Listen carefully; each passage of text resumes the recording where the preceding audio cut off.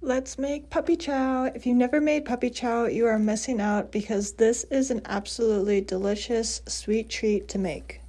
So we're adding a half a bag of milk chocolate chips. You're going to melt these down in the microwave for 30 seconds each because you'll melt down the milk chocolate twice before adding in your peanut butter and then melting that down as well.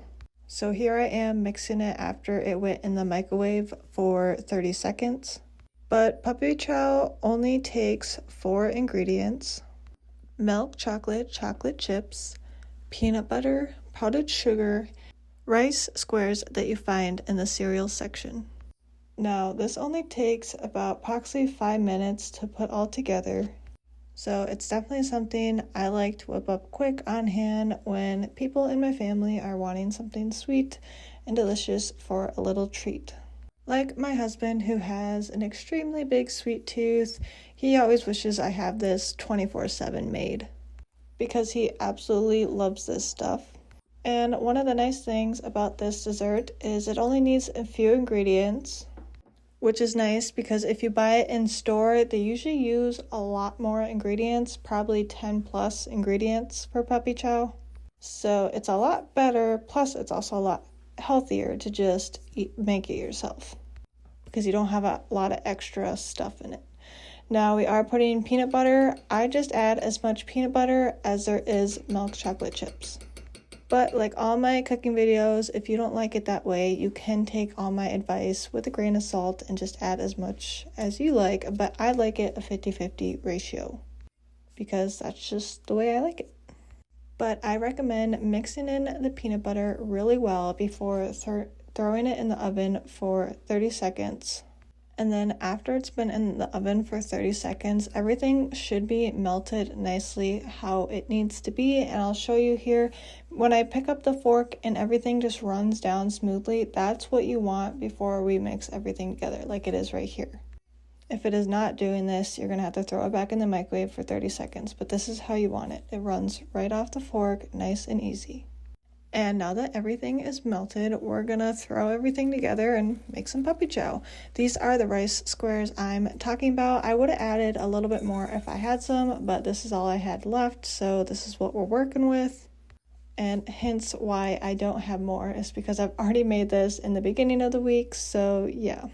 But anywho, dump that chocolate in and then you're just going to give it a nice mix. I recommend keeping whatever stir stick you're using, just mixing it using the sides and going around. You want to try your best to not crunch any of the squares. That's why it's best to just take it from the side and flip it over. Kind of like a scoop, flip type of thing.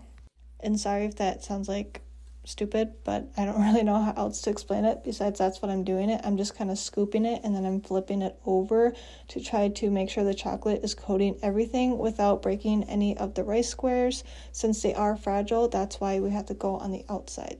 And I did turn on my bright light here so you can see it a little bit better because I know it was a little hard before with a bit of shadowing, because I try in each video to have good lighting, so hopefully you can see better this way. But once all of your rice squares are coated good with the chocolate and peanut butter, you're just going to add in your powdered sugar. Now, I don't think there's a certain amount of powdered sugar you need to put in there, just so that everything is coated. So I recommend starting with about roughly half a cup and then just adding more if need be. But once the powdered sugar is in the bowl, we're just doing the same thing of scooping and flipping, because that is what I've found that works the best, and make sure nothing gets crushed and everything gets coated nicely with the powdered sugar. Now, has anyone made puppy chow? And if you try out this recipe, do comment below how you like it, how it turned out, and if you want to see me make some loaded puppy chow, check out my channel because I already have that video posted. That's like one of my few first videos is making loaded puppy chow. So if you like some puppy chow that's got some marshmallows, M&M, that kind of thing, go check out that video. But I want to say thank you everyone who is currently watching my video and subscribed. And if you haven't subscribed already, I really would appreciate it if you hit that subscribe button. We are so close to almost hitting 200 subscribers on my channel and I can't believe it and I'm so excited. But this is what the puppy chow looks like when it's completely done and coated with some powdered sugar and ready to eat.